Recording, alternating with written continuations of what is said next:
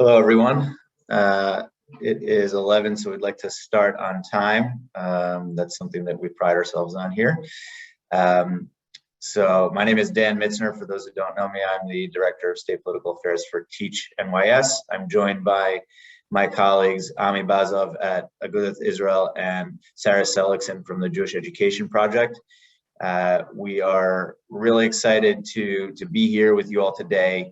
I know everyone is very concerned and has many questions about the EANS program, which is the Emergency Assistance to Non-Public Schools program. If you are on this call, you are aware of the top level 30,000-foot view of what this program does, which basically provides non-public schools with reimbursement and services for COVID-related expenses. What we wanted to do today, and we assume that if you're on this call right now, is you're here because you have submitted your letter of intent to participate in the program, and you are at the stage. And excuse me, I also wanted to add, my apologies, another colleague of ours, Yoshua Pincus from Agudath Israel as well, who is joining us from the road. Thank you, Yoshua, for being with us today. What we wanted to do was to just provide you with some assistance on the application that you are working on to submit, which is due back in a week's time, on April 30th. So just very briefly, what I wanted to do, and I'm also going to invite Sarah and Ami and Yoshua to jump in if I missed anything. This is a fluid conversation here, but just very briefly, I'm going to put up the application for you. I'm going to share my screen if I could get this to work. Just bear with me for a second here. Okay, here we go. Okay, so you'll see on your screen the application that you all should have seen at this point. It has all the basic information about your institution here, your beds number, etc. What I wanted to point out to you, first of all, is that number one, your completed applications need to be submitted, mailed and postmarked by April 30th to Capital Region BOCES, okay? We are encouraging you all to submit it by mail, but also submit it with copies. Do not just send your only copy because things do get lost in the mail. You should absolutely submit it, but make copies first of everything that you are submitting. You should also, when you do mail it in, get it certified with the tracking number so that you can keep track of your application. That's very important. We would hate for all of your good work to have gone to waste because it got lost in the mail. That's just a very basic point. So what I wanted to also point your attention to is the different options that you have for submitting your application, okay? Option one, you'll see here, my school wants to claim only items that have been already purchased and will be reimbursed, okay? Somebody's doodling on the page, that's okay. So that basically means this is for items going back to March 13th, 2020, at the beginning of the pandemic. COVID-related expenses, and there's a whole list of approved expenses, which I'm going to ask one of my colleagues to actually paste into the chat if we can, so that people can see what those allowable uses are. So that's basically option one. That's for, sorry for a moment. That's for expenses going back to the beginning of the pandemic. Option two is a hybrid, right? My school wants to claim items that have been already purchased and submit for future services and or assistance. That is, like I said, it's a hybrid. So that's for things going, reimbursements going back to the beginning of the pandemic, and also for services and goods that you still do need. For reimbursements for future expenses, you'll notice here in the last bullet, you have until July 15th, 2021 to submit additional documentation to support future expenses. So let's give you an example. Let's say you have education technology, iPads and Chromebooks that you have already purchased back in last spring. You're going to submit for those, but also you can submit up until July 15th for new iPads and Chromebooks that you have not yet purchased with additional documentation. And that has to be, the additional documentation has to be submitted by July 15th. But you should not wait till July 15th to put in your itemized list of what you would like. You should be submitting that all at one shot right now. And then option 3, my school wants to only request future services and or assistance. So this, let's say you haven't yet bought, which I find hard to believe, but who knows, you haven't yet purchased anything that is a part of the allowable uses for this program, and you would like to submit only for future expenses. You only have to complete Part F, Table 2, and put in both for your reimbursements and for services. So I want to pause there. I want to see if my colleagues, Sarah or Ami or Yoshua, wanted to add anything or clarify anything that I just said. No, I think we're good, and we'll get to the questions pretty soon, and things will be even more clear then. For sure. So yeah, I mean, I think if there are no overall points, Ami or Yoshua, that you wanted to add, any tips or pointers that you wanted to provide the group, I think we could really just jump right into the question and answer, because I know there are many questions that people have. So, right. I think you did a pretty good introduction, and I think we could jump right into the questions. Thank you. Okay. All right. So I'm going to stop sharing my screen here, and I'm going to turn it over to the chat, and I'm going to read out the questions that are being submitted. If you do have questions, please type them up. It's for efficiency and to make sure that we don't miss anything. We're just going to go through them on the chat and read them aloud. So somebody sent, please clarify as soon as possible interaction between EANS and PPP round 2. Who wants to take this one? Sure, I'll be happy to start. So if a school accepts the second round of EANS, PPP2, you cannot also accept EANS. It's one or the other. So this is the moment where if your school had applied both for PPP and for EANS, you're making that choice. If you've already accepted PPP, you cannot accept EANS. If you have not accepted the PPP yet, you can look at both of your allocations, what you would get from PPP and what you would get from EANS, and make a decision. I would just say that PPP is more fluid cash than EANS. So that is something to consider. If your numbers are close, you might be better off with the PPP. I would just add in regarding that. So there's some confusion regarding if you got the first PPP after December 27th.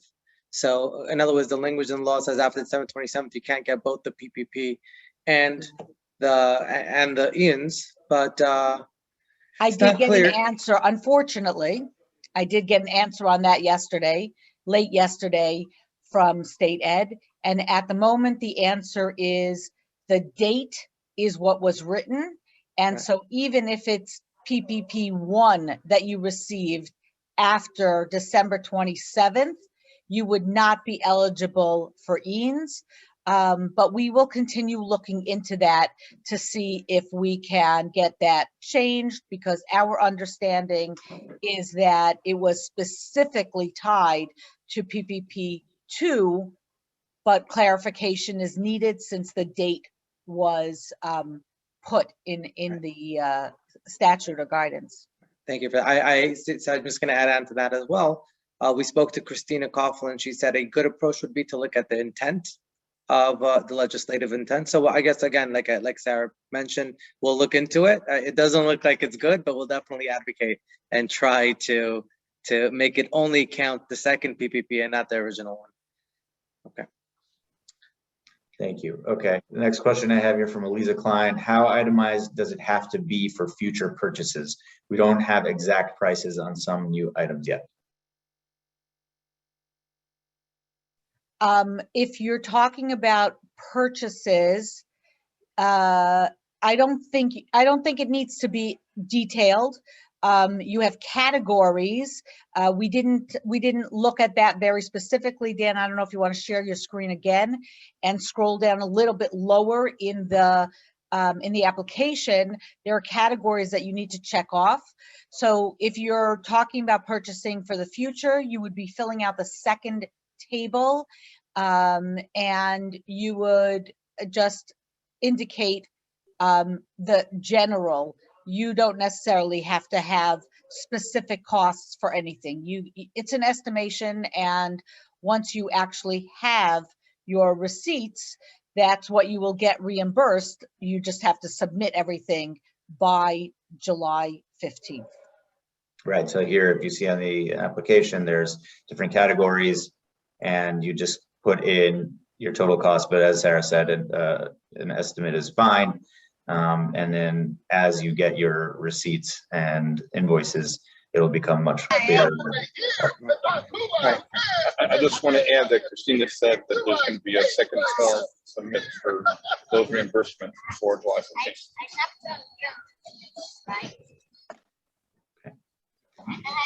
15th. Okay, so let me see, where were we? It was Lisa. Okay. Lots of questions, which is good. Okay. Does Zoom count as ed tech purchases? What about Rosetta Stone for ESL? Yes, they're being quite liberal with what counts as ed tech. So really, it's just the general, expenses as it relates to ed tech, including software counts. So and licenses. So Zoom will count. Rosetta Stone should count as well. Why isn't leased additional space included on the reimbursement list? It is. It is. Right. Yeah, I was just going to Right. say. I was just looking at the list just to double check. I believe it is. I'm going to double check just to see what this question is referring to. But right, my memory serves me correct as well. It is. Dan, could you pull it up very quickly? I think the confusion might be that if you are submitting for future, both the items that you can get reimbursement for and the items that you would have to request services under contract for are contained in that one second table. So you'll notice that there are several items that have asterisks next to them. Those with an asterisk are the items that must be provided through a contract with New York State. Right, so but all the rest of the items in that table, in the second table, are for reimbursement. right, including leasing. Right, exactly. So if you're looking at Part E of the application, it clearly says leasing sites or spaces to ensure social distancing. Okay, what does reasonable transportation costs mean? Okay, so I'll take this one. This is from my understanding from talking to Christina. This means A, that it can't be during the time when schools have to be closed. B, it has to be reasonable just price-wise, or you can't, the funds actually have to be reasonable. Furthermore, they're not going to cover, if you decide to buy a new school bus, they're not going to cover that. They will cover, something reasonable where we had to add an extra route because we wanted to social distance, or something along those lines, something reasonable that makes sense. They will approve that. If it's something sort of out there, you started busing in kids from, I don't know, from Florida for fun, whatever it is, it's not going to be covered. Thanks, Ami. Okay, for future expenses, do we need to actually have payment proof for supplies or service? So the answer is yes, you will need to submit that by July 15th, though. You don't need to submit that right now. But service, I'm not service. sure what the questioner meant by service, but most items that are service are not reimbursable. Service needs to be under contract. Reimbursement is for items, including things like software that you might not think of as an item per se. But that's Yes, you must have both the invoice and the proof of payment. They've been very clear about that. Right. Okay, next question. Can this be used for purchases for outdoor facilities such as bigger playgrounds or a yard to allow for more students outdoors due to COVID? If you leased it and you have a lease agreement, I would say yes. Exactly. It's not for the purchase of property, but certainly for leasing new space, definitely it explicitly allows for that. I'm looking at the question, outdoor facilities, do they mean we already own the space, but we're just adding in, an extra, playground within the space we have, like extra monkey bars or whatever it is? I think that's maybe what the question is referring to. And if it's supplies like that, then it's a no, because those are permanent structures that you would have placed on the property, and anything that's permanent is not reimbursable. So again, so if it's a lease, if it's a rental, extra space, that should be reimbursable because it is COVID related.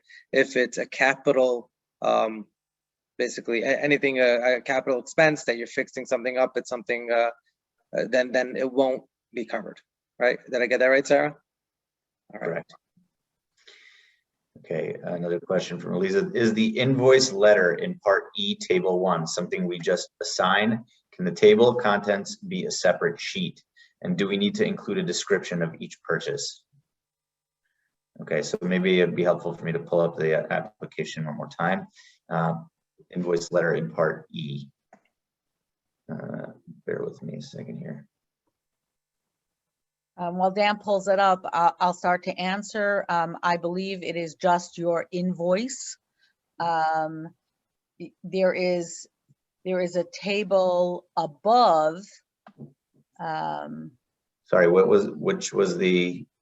So I think it was Part E is the table. Mm-hmm. In E, you have two tables. Table 1 is for people who are just providing reimbursement for past expenses. Right. So if you select option 1, then you complete this table. If you select option 2, you complete table 1 and table 2. Table 1 would be for expenses that you've already made that you're going to have reimbursement for, and table 2 is for future expenses and or services that you are requesting. I think if you scroll back up higher. Yeah, it's all the way on top of the table of contents. That table, this table right here, this is what you're going to complete to go along with your table 1 reimbursements, to show exactly what it is that you purchased. So you're not actually inserting an invoice into Part E. You're inserting the letter corresponding to the row of the detail that you provided. Right. And to clarify, you could use a separate sheet. I don't see why you can't use a separate sheet for this. It actually says that you could make an attachment, or you could just add rows. Yeah. Right. Whatever is easier, essentially. Okay. Where were we here? Sorry, I'm just scrolling back up to the questions. Okay, I see here. Okay, and as far as ventilation improvements, will we be able to select a vendor from an approved list, sort of like the federal and state security grants, or will the state assign us a vendor and we will have to use that vendor? It's a tough one. Where we are now is there are no approved vendors. The state is looking at several possible ways that they can get a vendor to do this quickly. We all need to kind of keep in mind, as painful as it is, this is the fastest we have ever seen a federal program roll out from beginning to end. If you've ever dealt with contracts and government agencies, you know that just to get a contract could literally take years. So they're trying to come up with a way that they can sort of piggyback on existing contracts and extend that contract to be able to fulfill the obligations that within EANS. It's not a simple process at all. Unfortunately, it's not like any one of us just hiring a contractor to fix our home or fix our school building. There are a lot of nitty-gritty rules attached to government contracts. So there may be a longer list that you can pick from, or there may be literally just one contracted organization. Now, it could also be that that contracted organization will subcontract. And then if you have a contractor that you're happy with, you might be able to recommend your contractor to this organization or the entity that won the contract from the state. But we just don't have 100% clarity on that yet.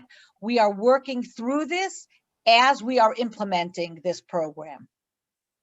But that was an excellent question. Yeah. Okay, another question. On the spreadsheet, it said that we have an allocation of $0 per student. However, in an email we got from you, I'm not sure which one of us, probably could be me, we got from you states that we were entitled to $53,000. What's the correct amount? So I'll just take this one. Unfortunately, the Excel sheet that they had shared, that the state had shared with us and with everyone, is a little bit confusing because it looks at the formula, the way that they calculated what your EANS allocation is, and split it up into different categories. So many people, many schools got a $0 amount for their COVID impact number, which is confusing because, first of all, we've all been impacted by COVID, right? So how did that happen? But that aside, the relevant number that you should really be looking at is the first column, which is highlighted in green, which states your total EANS allocation. And Shalemi, I'm happy if you want to email me separately, I can show you and walk you through what that is. But basically, that's the total number that you got. The other columns after break down how they got to that total amount. So I'm imagining that your school got a $53,000 allocation in that green column, and then it's broken down further based on enrollment, based on your low income student count, and then you probably had a $0 amount in your COVID impact, if I'm guessing. So you should not be confused by that, and really just pay attention to the green number at this stage. Okay. Next, are graduation expenses from last year to be included under EANS, and under which category would I put it? So I'll take this one. The question is kind of vague. We're assuming you mean, this is probably Hvac, how are Hvac? We're assuming you mean you rented out extra space, or you might have had some type of Zoom component. You might have maybe got bigger speakers, extra tables. Assuming you put extra than what you usually would have done for your graduation, that should all be covered. Under which part? Well, assuming you rented out extra space, it would fall under that category in the, where it says leasing sites or spaces to ensure social distancing. That is in table for the reimbursement. That will be in the first table. And again, depending on what exactly it is, it might go under the technology. If you had to get louder different loudspeakers, or have a camera set up. So you'd have to look through and see which it would fit best in. Again, it's not a perfect science. In other words, if it would have fallen better into a different category, I don't think they're gonna say, well, you should have put it in A or B. As long as it's similar enough, I doubt they're going to just not give you your funds. Do your best. So for their sake, it should be, more simple for them to figure out what's going on. But for the most part, our understanding is graduation expenses should be covered. Absolutely. And, a lot of it also looks at, people were talking about getting tents, and things like of that nature, you know, those are all allowable. You just have to put them in for, you know, to help with social distancing, that category, for example. Or if you have to lease a little bit more space, you can put that in, etc. So yeah, just use your best judgment to try and make it fit the existing categories. Okay, next question. Did Schumer say that you could take PPP and deduct that amount from EANS? I wasn't on the call, so Ami, why don't you take it away? So what Schumer said, this is something after he said it, we were also, you know, sort of trying to figure out exactly what he meant. But essentially our understanding is, and again, we're following up with his office, of course, is he said something along the lines of, what you could do is you could apply for the PPP, and then when the full EANS amount, and really it's not so clear if he was referring to EANS 1 or EANS 2, I'm going to try to leave EANS 2 out of it, but let's assume we're going to put those two numbers together.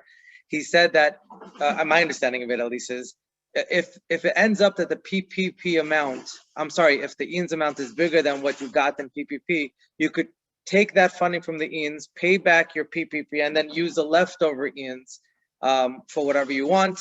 That's what he said. Again, he said he's working on it. So for now, just put it on the sideline. Don't think about it. If it works out, we'll be more than happy to share that news. But that's really, it's hard to fit into the language. I'm not, you know, but he is Senator Schumer, so he could get it going, I guess, if he wants to. Sarah, I see you have something to add. Well, I'm just thinking, I think we also have to keep in mind that sometimes our legislators say something because they think they understand the details of a particular bill and they don't quite get it right because their aide is not whispering in their ear at that moment. That it does not jive with what we know as far as what the legislation says, but hey, Let's hope for the best. he is Senator Schumer, as we've said. And now I want to commend my colleagues at Agudath Israel because they got Senator Schumer on the record saying something, and therefore that's it. It's done. So well done. We'll see how that turns out. We'll see how that turns out. I would imagine it has something to do with EANS too, if I'm a betting man. But let's see how it rolls out. Okay. Next question. Why doesn't our student count in the spreadsheet match the student count that we reported from beds in our letter of intent? That's an interesting. You may have used, it is possible, you may have used the wrong year. The beds count was specific to was it last year or the year before? Somebody help me. It was 18-19. It was 18-19. So we are now in 2021. That's a gap of a year there. So they may have, you may have put in last year's beds number and they went back and double checked and pulled the correct number from 18-19. But if you really think that it's wrong, then you should contact the SORAS office. Right. Or, you know, before even contacting SORAS, reach out to any one of us. And we can look it up. We'll double check and see exactly what the issue might be, and then if we can't figure it out, or if you have a you know, a solid claim, of course, then you could reach out to SORAS. Great. Okay, next question. How do I categorize these types of purchases in Part E? 1, we purchased many supplies so that students could stay 6 feet distanced, separate materials, etc., so that they don't share. So let's take that one first. It really, I guess, depends CDC. More. Put it under, I would say, put it under the CDC component. For social distancing. Right. Right. Okay. The next one is soap and hand sanitizer. That's cleaning supplies. And then 3 is signage about public health policies and to keep people distanced. CDC. I think that, yeah, I was about to say, I think that's also the CDC, social distancing reimbursements. Okay, next, as far as future purchases, do we put in the orders now and then eventually get reimbursed, or the work needs to be done by then? As far as okay, no. Okay. This is materials. It's not work. It's materials. So Right. for materials, remember there are 2 categories: buy the materials that you've already purchased and you already have proof of, the invoice and proof of payment. That goes into Part E, Table 1. Part E, Table 2, you can include future purchases that you will make before July 15th. You have to have, it has to, I'm going to say be postmarked, because they did that. That's what they did for April 30th. So I'm going to say it has to be postmarked to Capital BOCES by July 15th. By July 15th, you have to have in the envelope the invoice and proof of payment. It's not that you cleaned your school a gazillion times and used up all of the cleaning supplies. Right. You have to purchase. If you want to use those funds now to purchase all of your cleaning supplies for next school year, let's say, go ahead, do it. Right.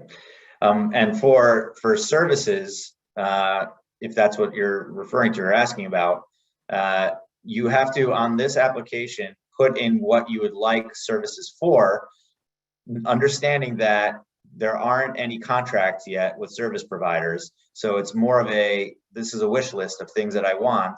And soon you will know and be contacted by the state about what providers you can and cannot use. So just sort of put together a list of your services that you'd like. Just to add in regarding cleaning services, I do believe that the federal government did come out with some guidance regarding cleaning services, that they do have their doubts whether they could be covered or not, even through a vendor. Just throwing it out there. I didn't look too deeply into it, but there is a question regarding it. Hopefully we'll be able to share more information once that's clarified. Great. Okay. If we accepted PPP round 2 because we didn't know what our allocation for EANS would be so much more, is there any way to pull back or return the PPP funds? The answer to the first part, in other words, to pull back the funds, my understanding is yes, as long as you didn't actually accept the funds yet, you could not accept them and then use the EANS. That's my understanding. If you already had the funds and return them, I don't know, Sarah or Dan, if you guys know. I'd have to go back in my email, but I'm pretty sure we asked this question and the answer was yes, but it depends on, I'm not an expert in the PPP, so I don't know how the banks work this. If you can actually return the PPP loan, then theoretically you would be able to accept the EANS. I believe I have that in writing. Right. Whether or not you should do that, though, is a whole other question, because the PPP gives you a lot more flexibility on how to use this funding. And so you should really consider that, even if your EANS allocation is higher than your PPP round 2, it may still be worth your while to stick with PPP and use it for things like payroll, etc. So that's just a thought. Just remember, it's cash versus very specific reimbursements and services, and the services are very unclear right now because we do not have any contracts yet. Right. There will be a year though. Do keep in mind, I don't mean to get everybody nervous like you're actually going to get nothing out of this. We have the whole next year to spend this money down within those contracts, not for the reimbursements. The reimbursements are one and done, well, 2 and done, April 30th and then again July 15th, but then they're done. But the services will be able to be implemented over the entire next school year. And just to add in again, for the specific questioner, reach out to any one of us. I'm sure we'll be happy to just sit down, go through sort of the numbers with you and see what makes sense, because I think we're all in agreement if you could get the PPP, assuming that the difference is not so vast that, that's a whole different discussion. We usually, again, this will be an individual discussion, but generally the PPP is probably, most schools would prefer that. But again, call any one of us. We'll be happy to sit down with you and discuss the details. Absolutely. Okay. Next, can we order new smart boards now and submit for EANS as long as we pay for it by July 15th? And does tech installing costs also get covered? So the first part of your, sure, go ahead, Sarah. Do you have the answer? On the tech installing, I don't, but on the first part I do, but go ahead. No, I'm curious to hear what you're going to say. because I had a conversation with Christina. So you go ahead first. No, You're putting him you on had the spot, conversation, Sarah. Then go for it. All right, fine. I had a conversation with Christina. I don't have a firm answer yet. Her question back to me was, how is this related to COVID? You know, you think of a smart board that's in the classroom. Why did you need it for COVID? Everything, even all of the technology, has to be related to COVID. I wrote back to her saying that the new smart boards allow for interaction, especially in a hybrid situation, that the students that may be in the classroom and the students that may be remote have the opportunity to see the same material at the same time and can even interact with each other. However, if your school doesn't use internet and that, you know, they can see that your school doesn't use internet somehow, some way. I'm not talking about how deeply they might investigate, do an audit on any of this, but you are subject to audit on all of this. So that's the explanation that I believe would satisfy for purchasing of smart boards. If somebody has a better answer, please let us know. But the installation is not covered, because installation of it, that's the issue of permanence. Right. Do you Right. So disagree, yeah, if Ami? you You're on do, mute. Ami, you're on mute. Yeah, now I'm just looking at the language and I'm wondering, and again, this is something that I'm not gonna come up with any conclusion right now because not in the middle of the meeting, but I'm wondering if it could just fall into a learning loss category generally. In other words, if you can make the argument that technology allows me to teach my students better and to address the learning losses during COVID. But again, that the learning loss language happens to be somewhat complicated as it is. It's vague, and we'd have to look more into it. But The learning definitely- loss, learning loss is remember for though, that services. learning loss is a service. Right. Right. It's Right, not no, a but it also allows for reimbursement. technology for hybrid, right? In other words, it does allow for that learning loss. Let me see if I can find the language, something along redeveloping instructional plans for remote or hybrid. No, not initiating That's a service. education and support services or assistance for remote or hybrid learning. Okay, fine. I want to look in more into. I hear what you guys are saying. Right. Yeah. if anyone has any other justifications for smart boards that you could think of, anyone who's actually in the classroom, that would be very helpful for us.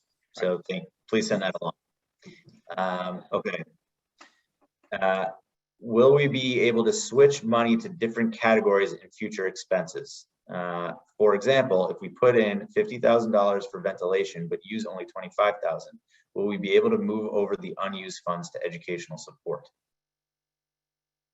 We don't have a firm answer on that yet, but we believe the answer will be yes, and we will be advocating for that. Right, and just to be clear about the ventilation piece, there's no clarity yet on whether or not, well, there is clarity rather, I should say. There is clarity on ventilation. Although it does list ventilation and windows as an allowable use, the following guidance that has come down both from the feds as well as the state says that ventilation upgrades that are permanent, that are affixed to your structures, are not an allowable use. You can only use mobile or temporary ventilation systems for reimbursement here. So just keep that in mind if you're looking at ventilation as a major cost. Okay. Do we need to provide a canceled check as proof of payment for each expense that we're applying for reimbursement for? Either a canceled check or a credit card or debit card statement will do. Right. We spoke. Our understanding is they more or less copied the NPSC system of reimbursement for this. So that's, from what I hear from schools, that's usually a very easy program to navigate. It's relative to other programs. So you shouldn't have a very hard time. Just, they're not going to give you a hard time with your proofs of purchase. Again, like Dan said, just a canceled check or proof of purchase from your credit card statement would suffice. The Right. point simply is that an invoice that says paid on it is not enough. Correct. That does mean that your packets that you're submitting are going to be considerably larger, but that's the nature of the beast here. Anyway, next question. The one that was posted, oh, I don't know what that means. The one that was posted in the chat. Okay. Maybe we'll get to it later. Okay, next, can we include installation costs and permit costs related to installing modular classrooms in addition to just the cost of the modulars? So as we answered before, unfortunately, no, because that would, that goes, unless I'm wrong here, Sarah, correct me if I'm wrong, but that goes to the permanence of fixing structures and capital costs. So you cannot include the installation costs, but you can for the actual services or the product itself. I'm just gonna throw in what they, I guess it really depends. What do you mean by modular classrooms? What exactly are you adding? Are you just adding in partitions? And I would say then maybe the installation would count for it, because I don't think that's capital. I don't know, because I don't think, you know, the installation of a smart board is not allowable because it makes it Right. permanent. So Right, no, I'm but not over sure here, that but I- installation is like that step that makes something that could be movable into something that's more permanent, and then you have to undo it from the school's structure in order to give it back, which is the letter of the law. Right, so that's what I'm saying. Like, for example, I saw one school that they had the partitions hanging from the ceiling rafters, and it was more of like a clip. So I'm not sure if the person that put that in charged for installation, but it's literally just unclip it. So that's what I'm saying. It probably, if it's an installation that's going to be for long term, it's not going to help. But really depends on what you define as installation. Probably, maybe it would just fall under delivery. I mean, it's hard to say exactly. Again, for more, I think for almost any one of these questions, if you're referring to your specific situation, after this call is done, explain it. I'm sorry about that noise. I would just be careful about anything that says installation. Understand that there's a possibility it might not be accepted, but they're going to review all of this and reach out to you with questions that they have as well during their review of your application. Right. So here's a really interesting question. Can HVAC upgrades, repairs, and or maintenance be covered in one of the categories? So HVAC upgrades cannot, but Sarah or Ami, I don't know if you have the answer here, but maintenance or repairs, I understand that, for example, repairs to windows are allowable. So I would wonder or question whether HVAC repairs and maintenance are allowable uses. I would imagine that repair and maintenance might be allowable. However, it is a service. So right. We, not just you, we, all of us, we're going to have to wait until a contract is complete so that you can decide whether or not you want to use that vendor, or if there's a way for that vendor to subcontract with someone that you want to use, etc. So we will get clarity on the actual answer. I would assume that it's similar to the answer for Windows, because they were lumped together and repair was specified as an allowable cost. But if, you know, I would say you might think about if that's really where you want to put your funds. Right. I lost my spot here, unfortunately, and there are a lot of questions. I'll pick up the next question while you find your spot. Please. Sure. Oh, I found it. Okay, go ahead. Okay. Can we include expenses related to the rental, i.e. portable whiteboards, Wi-Fi equipment, under rental expenses for reimbursement? So the three of us were actually discussing this yesterday. We think that the answer should be yes, because what Ami, you on your call, there was something that was the answer was yes for related to rental. So so it's interesting, rentals, off the top of my head, I don't recall that specific question, but off the top of my head, I just don't see why it wouldn't. In other words, is the question which category would it fall under? I mean, just generally, I don't see what. What we were talking about was if you rent another space because Right. you need to meet the requirements for social distancing, well, now you have a new space that you need to fill with things for your students. No, right. So that is, from what Christina told us, that should be covered, right? She said that she Right. understood that should be covered. I understood it. So okay, maybe I misunderstood. It's related to rental. Related to the rental, yes. So the Yes. answer to that, based on what Christina said, is yes, essentially. Yeah, you're right, Sarah. Correct. I misunderstood the question to mean we're renting whiteboards and no. Wi-Fi equipment, which in theory would also be covered. I don't see why not, but that's how I misunderstood this question. Yeah, go on. Okay. Reasonable transportation costs, right? Is that what we're up to? Yes. Reasonable transportation costs would be for summer months only. The school districts fund cover most of our operations during the school year. So again, I don't think it would only be for something. Maybe on a practical level, it would probably maybe only cover your summer months if you had school over the summer and you were bringing your kids in for summer school. I'm not sure what that setup would be, but in theory, it could also cover other things. If it might cover the transportation costs for what the district didn't cover, an extra bus, or I mean, again, I can't think of that many scenarios, to be honest, for transportation costs if your busing is being covered by the district. But reach out to us. I don't know if we'll cover trips though. I don't. That's a good question. Maybe if you make it a COVID argument, we had to. What was It open? was an educational trip, let's say. What And, was open? What? Nothing's open. What Right? was No, open I mean, for trips? later on it was open. So I don't know. It's sort of iffy, but in theory, if 1 second, please. Well, what about this? If you wanted extra more buses or something like that for the following year, to spread out your kids even more, beyond what the district covers, perhaps that could be covered by this. Yeah, this was actually addressed by Christina directly, and she said, like, we're not going to cover all your busing, but if you have an extra route or an extra bus because you want to have more social distancing, that definitely would be eligible. Right. Exactly. Okay. What about items that staff members purchased, i.e. have receipts from retail store and the school reimbursed them for?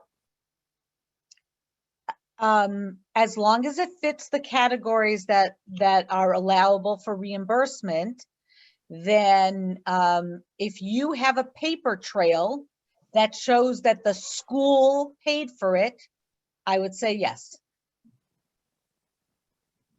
Is GoGuardian and Google licenses included under tech? And if yes, since an agreement per year or more, if we have an agreement for a few years, can it all be covered under EANS? The answer is, my understanding is yes. You have, first of all, in terms of the licenses, I believe definitely those would count. And I don't see really much of a difference between this and buying several years worth of cleaning supplies down the line if you needed to, right? I don't know, Sarah, what's your interpretation? Yeah, so my take on that actually is that, you know, where cleaning supplies are reimbursed and whatever it is that you purchased, they will reimburse for this. If this is a contract that clearly delineates a price per year, I don't know that they would pay for it prior to March, what was it, 12th, 2020, 13th, yeah, 2020, and through next school year. Well, they certainly won't for anything before March 13th. Right. That's for sure. Right, but I think they would only pay for it through these funds could only pay for it through next year. Right, so the drop dead date for EANS in general is June 30th. Right, June 30th, 2023, 2022. 2022. Right. So if it's like, you know, if you signed this contract in 2020 and it goes to 2023, it might only cover through June 30th of 2020. Right, okay. Where are we here? What about hands-free faucets and soap dispensers? They should be fine. CDC guidance. Yeah, I think that's actually the best examples of what should most easily be covered. Yeah, you should be okay. Yeah. Well, the faucets might be a capital. Oh, it's Right. a capital Oh, expense. oh. Yeah. Right, Well, that's what I was gonna say. It's a permanent fixture. Yeah. Well, no, I mean the hands-free. I don't know how it works. Is it? Okay, I don't- Faucets are fixed. No, I know, but the is soap it just adding? dispensers, if the is it- soap dispenser sits on the top of, you might be able to get payment for the actual item. I don't know. It's a good one. Right, good right. one. That's what I was thinking. In other words, if you have what does that mean? Is the faucet just a faucet with a sensor on it? Yeah. And then, so it's a good question, I guess. I thought it was pretty simple. But We yeah. can advocate for it, but it could go either way because it's a fixed. Right. I mean, this maybe stage, this could if be you- this. I'm sorry. I'm just saying this might be a good case where we could really expand that fixed concept and show that it's not a perfect rule, and they really should expand it. Not just this, but for other things that might be fixed, but are obviously very much COVID related. Right, what Yeah, but I would think advise is, I think what they would do is cover, if they agreed, they would cover the actual cost of the item, but again, not the installation. right, what I would suggest is if you are at a point where you're looking for things, right, your EANS allocation is not, you haven't maxed it out yet, I would still include it and we'll see what happens. Right. Okay, I understand that cleaning supplies, etc. is covered and we can make an order to stack up on. Yes, Yes. that is correct. I have a private message here. For future expenses, till when could we expense the money? That's till July 15th. So you have to submit and by July 15th, and you can postmark it to that date. Okay, if the lease expense is more than enough to cover allocation, should we oversubmit for the other categories just in case for some reason the lease space isn't approved? You won't be able to.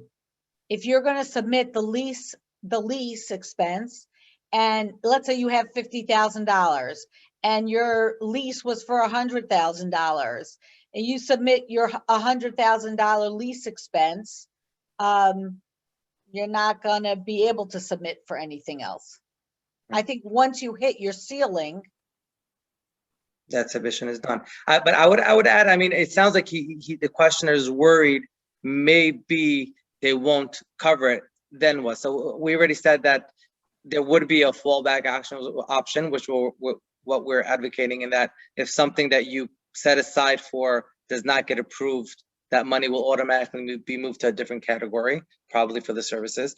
But in this case, another way of doing it may be just again, from our experience, at least my experience with the NICED and the office over there, if you just add in a letter saying, by the way, for whatever reason this doesn't work, here's a whole other list of expenses that might be covered, they'll probably take that into account. Like they won't just throw the whole thing out in the garbage. So if you're really worried about that, you could definitely add an extra letter with those extra expenses, explaining why you're adding that in, and hope for the best. I would agree. I would Yep. agree with that. That's good best practice. What about expenses occurring after July? I guess they're saying accruing. yeah, expenses have to be all reimbursements. Since this program was supposed to end, if you will, everything needs to be encumbered by August 23rd. That is why all of the expenses have to be in by July 15th, so that there's time for the state to review it and submit payment to the school by August 23rd. So there are no allowances to purchase additional items after July. But to Only clarify, services. right? Yeah, exactly. Thank you, Sarah. Yeah, go on with that. I just want to Because make the sure. services will be under contract, and the state, when they assign the contracts, will use all of the information provided by all the schools about what it is that they want, to assign a dollar amount to that contract. That's considered encumbering. And then they have until next June 30th to disperse the funds. But with purchases, the encumbrance can't come later. It's done. It's done on August 23rd, and needs to be paid out. Right. Okay. What can we use the EANS allocation for under the other expenses category? From what Christina told me, I'm sorry, Sarah, you can follow up. No, but go ahead. from our understanding is, if anything you feel is reasonable, would be reasonably covered by EANS, it's COVID related, but for some reason it doesn't neatly fit into any of the categories, put it in other, and it would automatically go into like that review category. They're going to review it and see if they could somehow fit it in, finagle it into one of the existing categories. So that's what really other is used for. If you have an expense, you feel it should be covered, it doesn't neatly fit into any other categories already existent, but it makes sense that it should be somehow covered, put it in, and then it'll go through a review process. What do you think, Sarah? Yep. You want, okay. Yes. I mean, it's just a very vague, there's no detail, there's no explanation for it, and it explicitly says it will be reviewed. Right. Yeah. I'm sure you're all very creative and could find some things that aren't in any of the explicit categories. Okay. There seems to be no mention of services in Part E, Table 1 reimbursements. If we hire outside guards and we created an outdoor classroom in the streets, can we ask reimbursement for it? Unfortunately not. That is a salary expense. Salaries may not be covered. Under reimbursement. I'm sorry, go ahead, Ami. Payroll, basically. Any of your own personal payroll cannot be covered. Yeah, Right. so and even if it was through a third party, it doesn't count, because it's the contract. In this particular case, the contract must be held by New York State. So, if it had been an allowable expense that we were planning for a year ahead of time, and the state, put a contract into place for additional security guards, that would have been one thing. But, there was no prep time on this one, obviously. So Right. Table 1 is only for reimbursable expenses, no services. So only for the items that you're allowed to submit for reimbursable expenses, if all of those expenses have already been made. All of those purchases have already been made. The minute you intend to also spend before July 15th, purchase something before July 15th, you would have to complete Table 2. Right.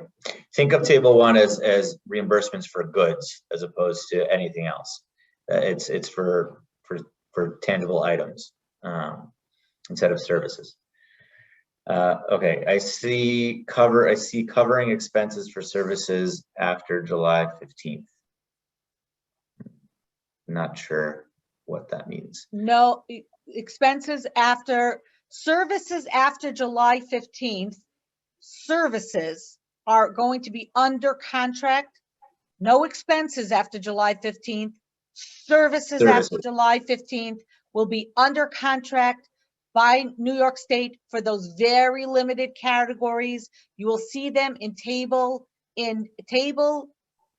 Part E, Table 2 with an asterisk, and those are the only services. And to date, there are no contracts. We anticipate, we hope there will be contracts this summer, and you will be able to, whatever funds you put into any one of those categories, you will be able to make use of those contracts through next school year. Right. Do we want to give some examples of what those services might be? Learning loss, for example. And so any after-school program you might want to run, tutoring. Think about those of you who have Title I in your school. Think about what those services look like, and might you want to offer some of those kinds of services to students who are not eligible for Title I. So tutoring, counseling, mental health support, small group instructional support, Curriculum. curriculum building is another category, is redesigning your instruction. So, redoing your curriculum, analyzing student data, those kinds of support services. So it's kind of like support services for your teachers to better teach your students, and direct support for your students, Right. all from a third party. Right. Approved by the state through a state contract, which we don't have yet. Okay. Is iService an eligible item? Will it have to be contracted item through the state? I'm not sure what that is. I don't know what that is, so I'm not, yeah. If it is, let me just, we're not sure what iService is, but Rabbi Fisher, if it is a service, again, anything that somebody's actually gonna come and do something, right? And again, I'm not sure what iService is, but it has the word service in there. But Maybe if it's internet service or something? I don't know, because then why would we have to, okay, he'll reach out to us, or maybe he'll clarify later, but the idea is if it's an actual service, somebody working for you with some type of payroll, paycheck, something like that, then it would have to be contracted through the state. You would not be able to do it you wouldn't be able to pay them on your own. Right. Okay. We've already hit the hour mark, and we do have plenty of questions left. What time do we want to go till? I mean, I'm still good to go for a little while if you're opposed. I can stay on for another half an hour. And Okay. again, for everybody that's joining us, we will do our very best to put this into an FAQ document and share out the answers. It will probably not be out before Monday at 5 p.m., I'm going to say. Yeah. Not before. Right. All right, let's do our best to get through as many as we can. Can transportation costs include payments to staff so that they don't have to take public transportation, Uber or garage stipend? The answer is no, because any payments to staff does not work. That's my understanding. Right. Yeah. If it's a payment to staff, it's a funny, I mean, I guess it would depend how Right, you if the structured it. school paid Uber, If the school paid Uber directly, then maybe, but if it's paying staff, I mean, yeah. again, it's actually a funny question. Again, even paying staff, if you structured it under transportation expense, I'm not, this probably. we can try to get clarity on this. Right, Dan, I have a feeling Dan's initial reaction is probably right if it's going, check to the employee, but let's double check. And again, it could get complicated so far as how you structure that. So, yeah. You would definitely have to show the paper trail, the original invoice and the original payment, and then the payment from the school back to the person who actually paid it to show that the school paid for this transportation. Right. Okay. Is IT or phone service allowable? Will it have to be a contracted service with the state? I don't think it is. you don't think it's For students' internet, maybe for. Right, that's what they're referring to. In other words, I had to now get better phone service or better, internet service. Right, I forgot. A lot of our for a lot of our schools did phone classes. Right. It could be I guess then it could be. Yeah, For the limited period of time. Right. For me, it feels the same as any kind of license for technology. Right. So yeah, I think I would submit it for that, Yeah. again, the allowable time. Yeah, definitely. Yeah, okay. Getting tutors to help kids get up to par on lost education over the next few months. How do we enter this? And can we hire individuals on payroll, or must it be a different vendor? So you would file this under the services, I think it's, what is it, table F? E2. E2, okay, under E2, and you would just put in a ballpark number of how much you think it will run you, and a description of what type of service a description of the service itself, and then first of all, it does have to be an outside vendor, which we do not have clarity on who those vendors will be at this time. but I would submit it as a ballpark and a description of what you're looking for. And then as time goes on, we'll get more information from the state as to which vendors you can use. I know that there are many schools who would like to do this over the summer months. I don't know how to say this kindly. Don't hold your breath for the summer. It's really, really, really a hard push to even get these contracts by August 23rd.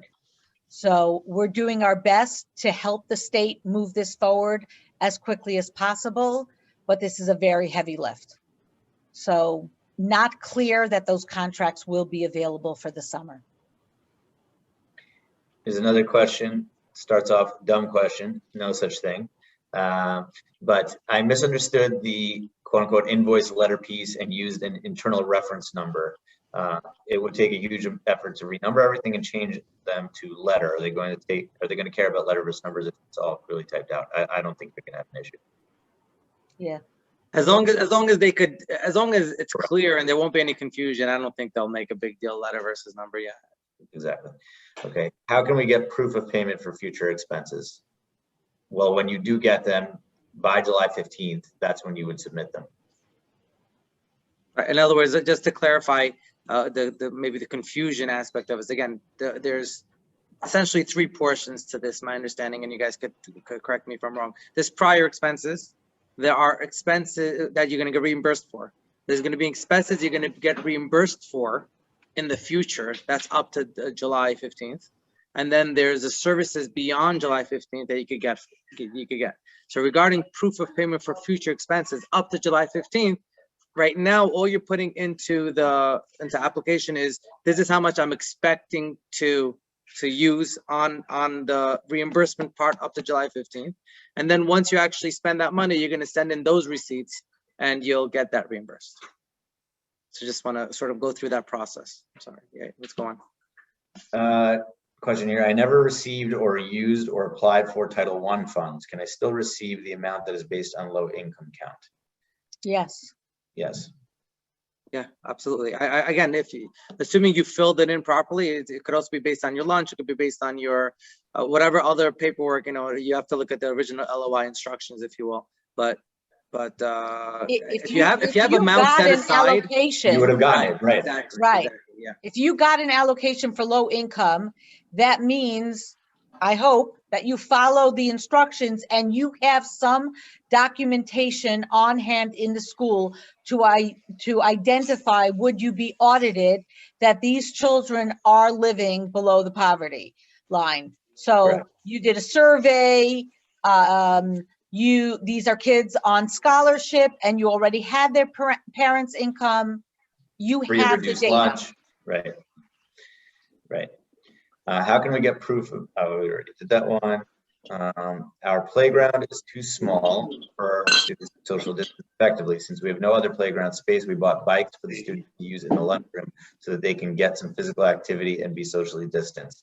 We bought 18 bikes. There's someone on an iPhone who's unmuted. Could I ask you to please mute? Thank you. To use in the lunchroom so that they can get some physical activity and be socially distanced. We bought 18 bikes so that it would be enough for a class. Is that reimbursable?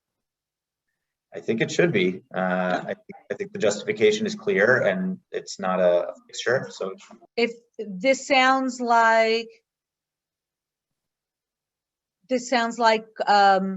preschool, because I don't know what other bikes you could use in a lunchroom. So yeah. They have it's a really big mobile. lunchroom. No. What?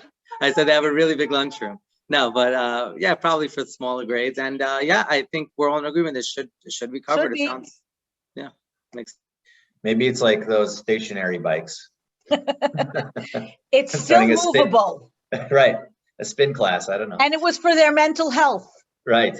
Right. Okay. Can we get reimbursed for bus transportation we had to pay for? We believe so. It has to be, quote, reasonable. Right. But to clarify, that transportation that you paid for, again, if it was during a time where your school was closed and therefore the DOE was not giving you busing, right? And there was, and some schools, there was some confusion there, then you would not be covered for that. My understanding is. Right. Good reminder. Yes.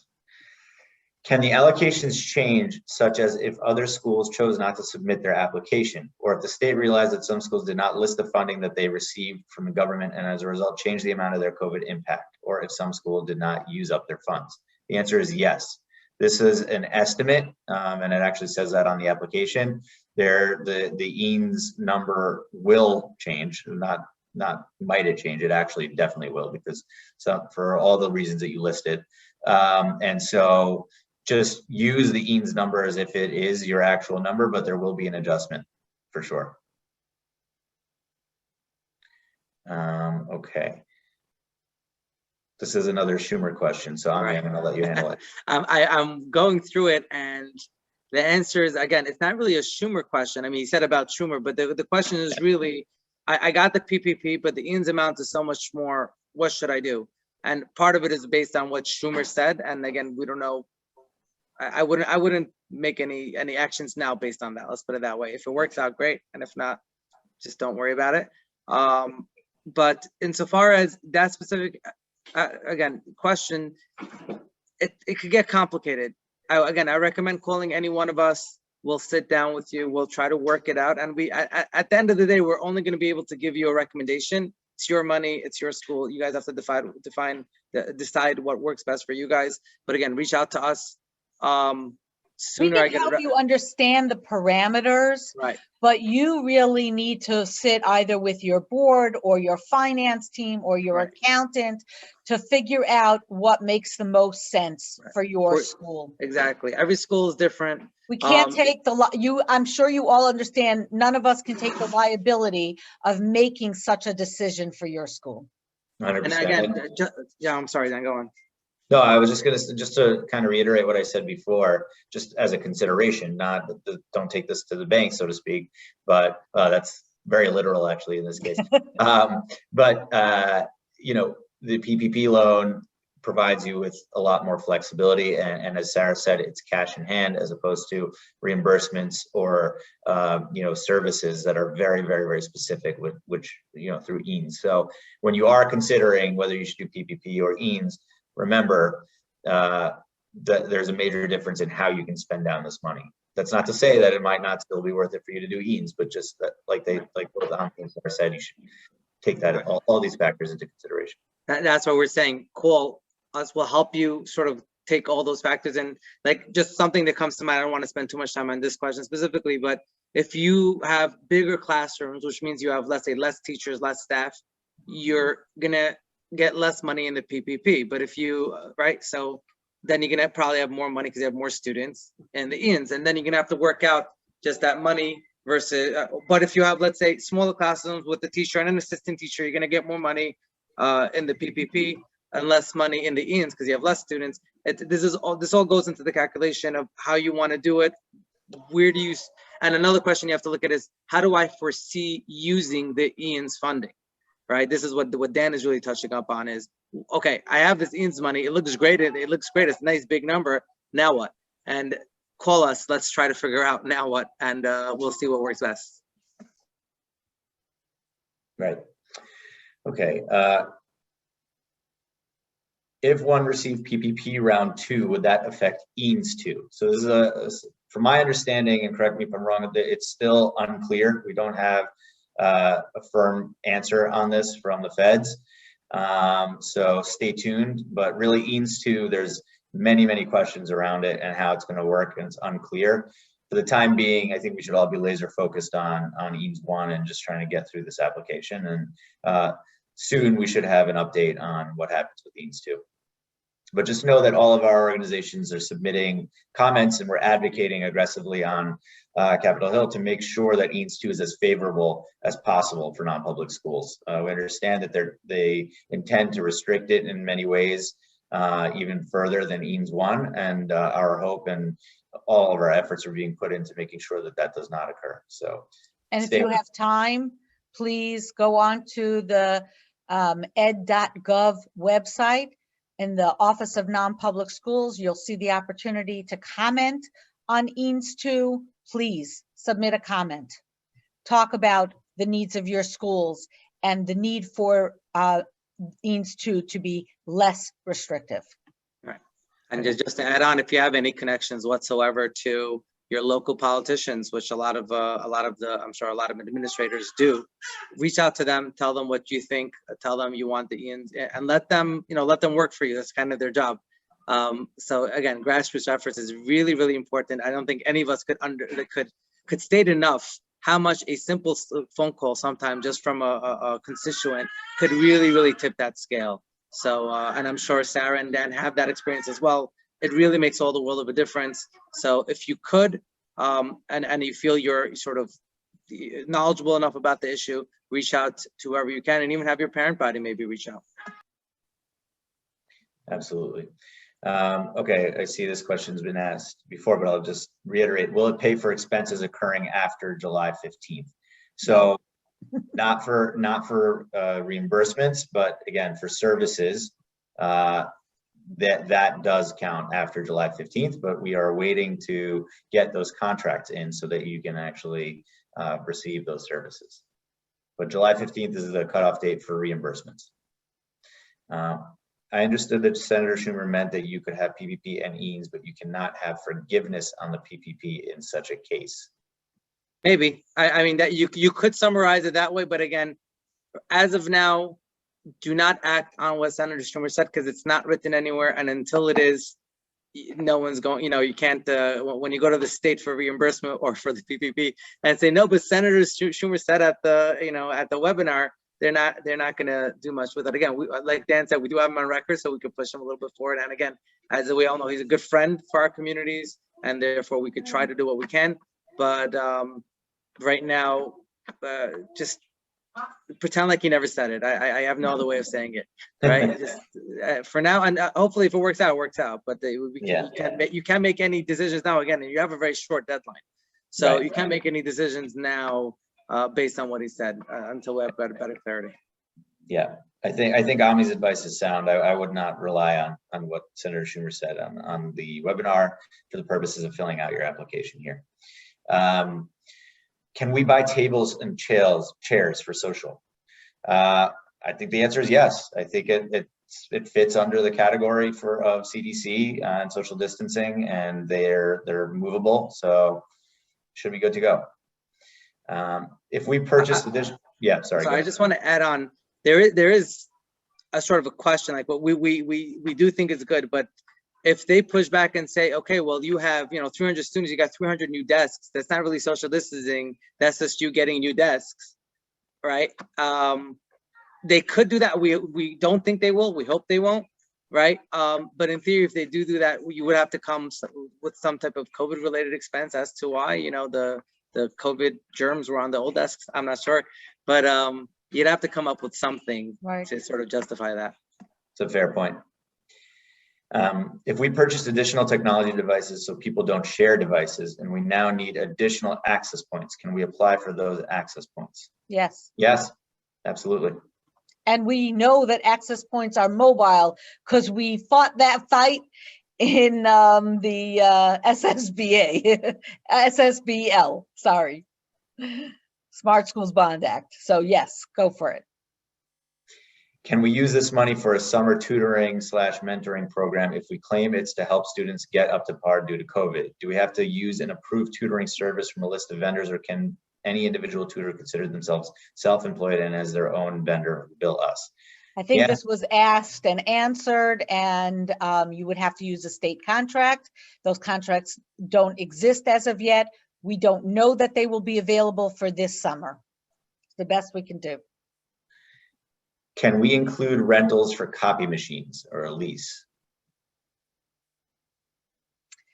So Tikva and I had this conversation yesterday. Thank you for asking it again, Tikva. My thought was that, especially since they leased another space, it goes back to needing more things in this new space. You can't just lease a building and put kids in it. You need things, and the copy machine is needed to make copies for kids for their work. So I thought it might work. Right. I mean, you could argue that like in the past we had kids share papers, and now because of COVID, we have every student is being printed something separately, and something along those lines. Well, in New York City, we did have schools purchase additional copy machines with their CARES Act funds because they were running off so many more packets to send home at certain times during this, you know, pandemic year, that they needed more service, more machines. So even if it was, you know, you have the machine now, but you needed it at a certain point. So could you pay for the lease throughout, like from March 13, 2020 through next school year? Okay, next question. How do we show proof of payment for service or contract happening after July 15th? Well, right now you can't. So you just would put, as we'd instructed before, you just put in for the services that you're requesting. And then eventually when the contracts come out, you can then show proof of payment down the line. No, if we're talking about services, Right. you're not going to have to show proof of payment Oh, I because the see. contracted vendor is going to Is provide right. the service, and the contracted vendor is going to bill the state, and you may have to sign off that the service actually took place. Right. But that's it. Makes sense. Right. I mean, the best model we have now for you to sort of envision it, and again, it's not going to be a perfect model, is something similar to the title services now.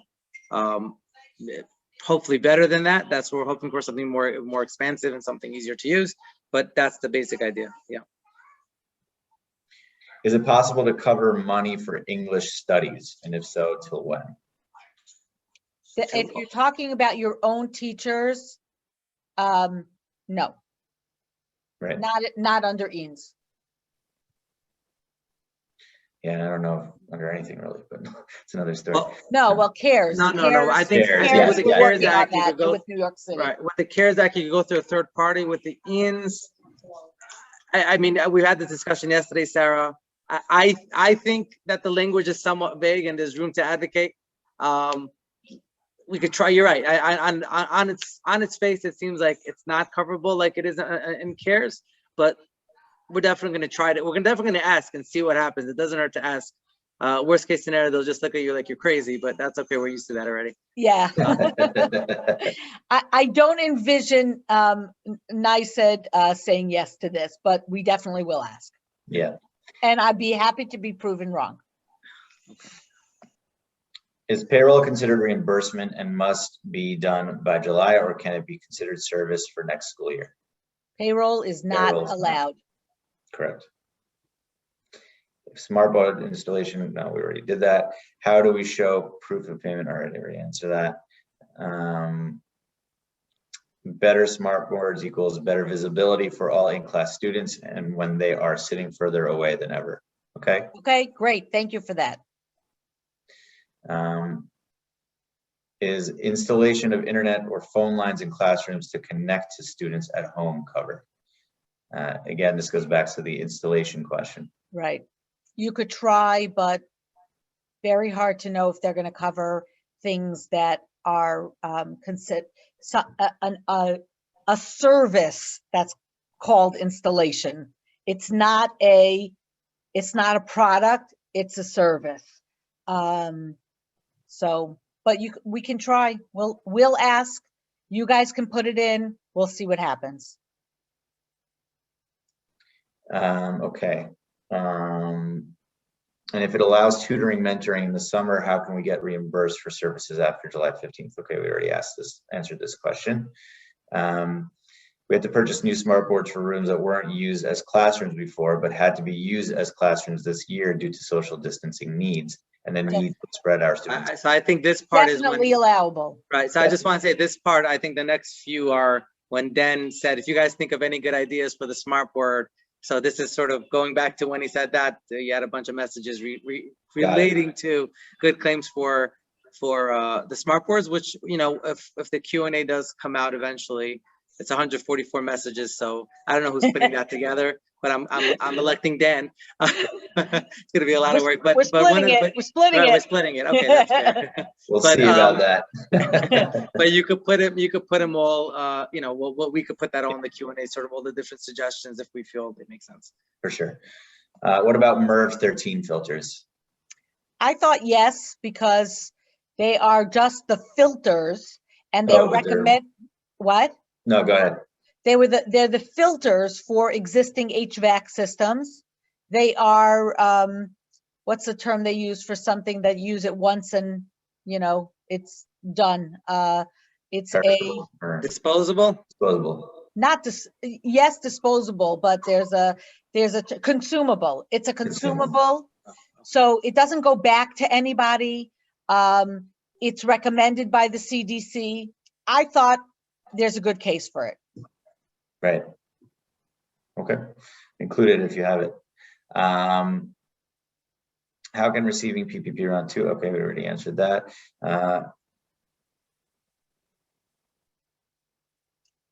Okay, let me just keep scrolling here to clarify. We lease the modular classrooms. Eventually, we will have to remove them.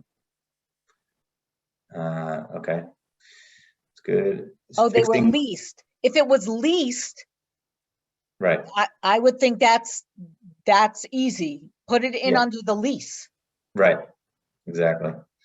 I have a direct message. Is fixing windows need to be a contract with the state? Yes. Yes. I have another MERV question. HVAC filters need to be changed every 3 months. Okay. All right, so let's keep going here. Field trips, that's normally covered by New York City, but due to COVID, they didn't provide this. Currently, we needed to rent buses and pay for these buses. Would that be approved under transportation? I think so, yes. For field trips? For field trips, when? Well, right, if it's in the period, in the window. Right, but that's it. This is a reimbursement. So you would have to be able to submit your proof of payment, your invoice and proof of payment by July 15th. Right.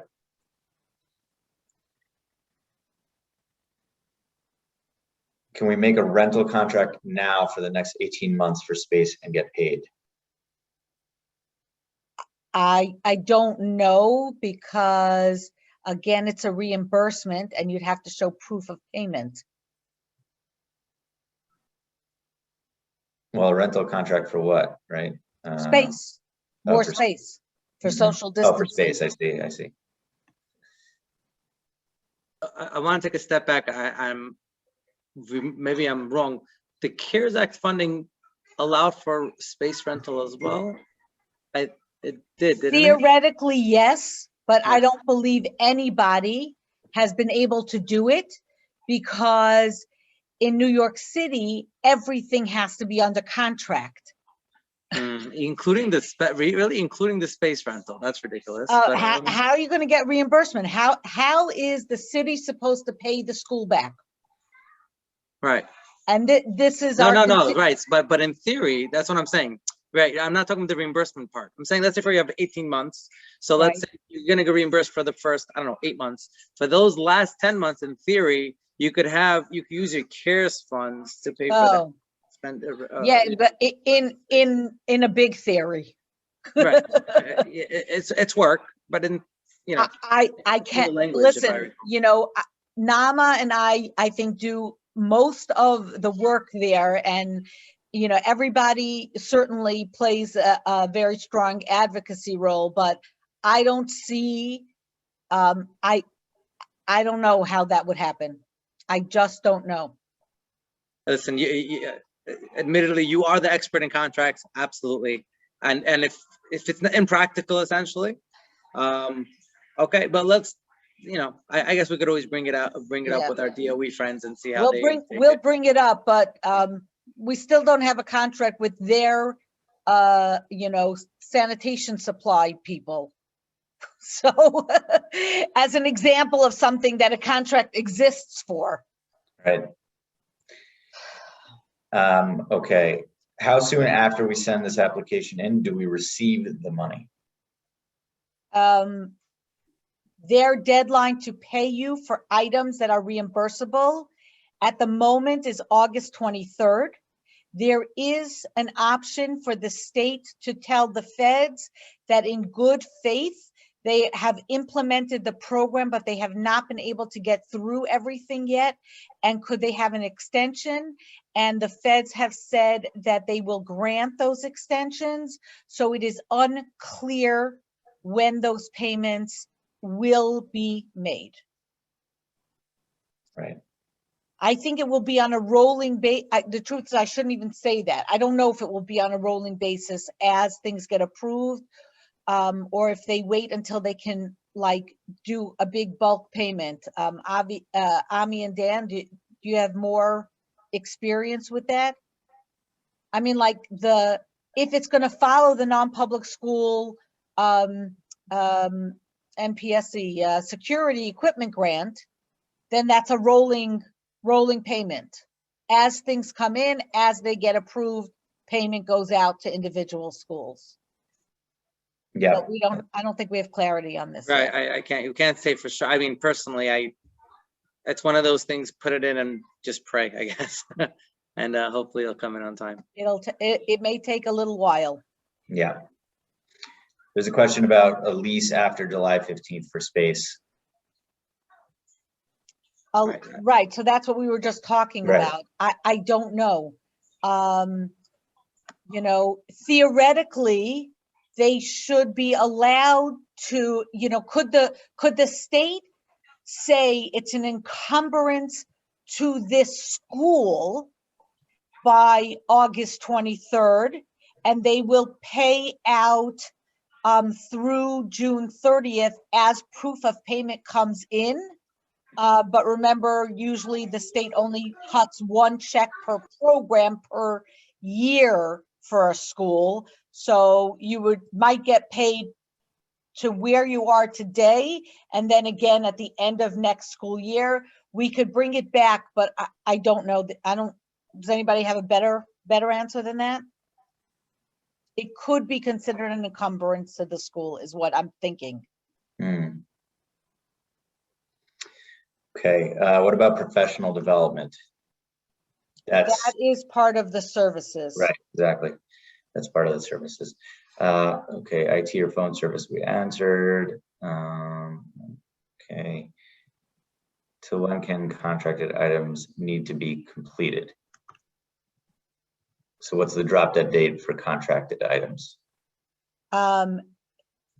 Well, that's a tough one. August 23rd is the date that everything's supposed to be encumbered by. But again, if the state is making good faith effort, the feds will give them an extension. We are working as hard as possible with them. They want to implement this as quickly as possible. Those of you who know Christina know that she really is a good friend and is really, you know, trying to help us. And they're working really hard. That's part of why they brought Capital BOCES on board, because they think that they can do some of this quicker through Capital BOCES rather than, you know, just with their own department. So no firm answer on that other than it all has to be paid out by June 30th. We're, you know, we wanted to see those contracts happen as soon as possible so that students can be helped as soon as possible. Right. Okay, I think we have reached our time here. So I wanted to thank you all for joining and for your great questions. We have some things that we're going to try to clarify, but in the meantime, you should all just be, you know, plowing ahead and making sure that you're getting your applications in on time. I wanted to thank my colleagues, Ami and Sarah, for your tremendous support and for your expertise. It's great to be doing these kind of joint programs together, and I'm sure we'll be doing many more of them in the future. And we look forward to answering more of your questions and getting you an FAQ as soon as we possibly can. So thank you again, and everyone have a great weekend and a Shabbat Shalom. Thank you. And special thank you to Dan for putting this all together. Thank you, Dan. And My pleasure. My pleasure. Thank you. Take care. Bye, guys.